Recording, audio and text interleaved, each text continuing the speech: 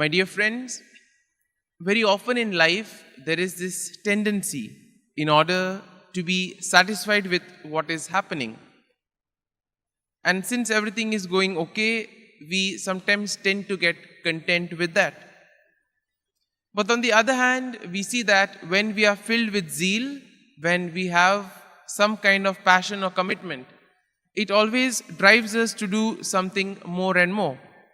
And that is exactly, we see what was there with the disciples after the encounter with the risen Lord.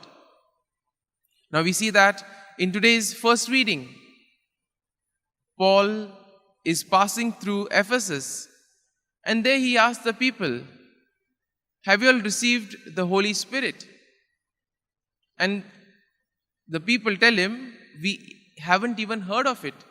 Yes, some baptism we received, but we do not know what it is. And then Paul explains to them and he baptizes them with the Holy Spirit. And here we see that it is in this way only that we can really give ourselves more to God's work and to the kingdom. And we can see some things in the lives of the disciples as well. Earlier, during the time of the Passion, we see that all of them were afraid. They hid themselves. Why? Because they were afraid of facing the world. They were afraid of getting the same suffering that Jesus did. And therefore, each of them went to their own comfort zones.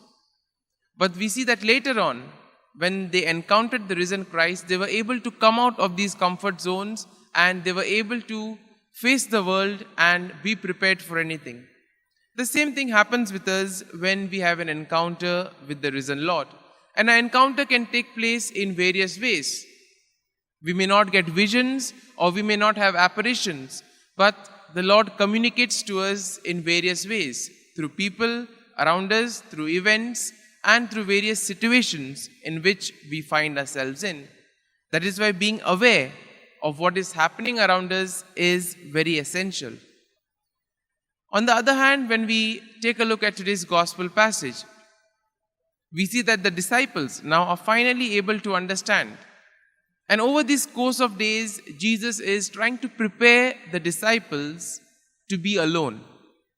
He knows that his time has come. He also knows how the disciples are going to respond. And that is why he's trying to mentally prepare them for that situation. And today, Jesus once again emphasizes on the fact of being alone.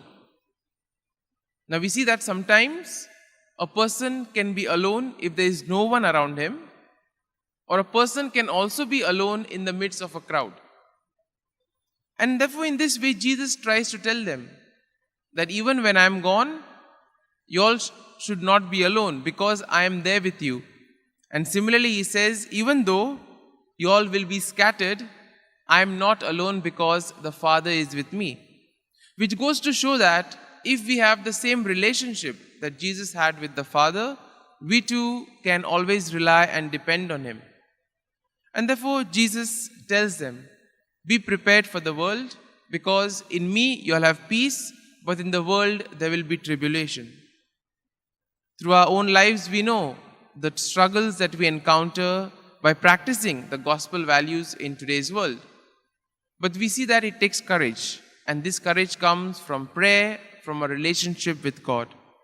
As we reflect on today's readings, let us pray for the grace that we too may be able to have the same courage as the disciples had after their encounter with the Lord.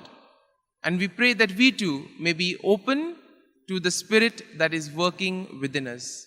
Amen.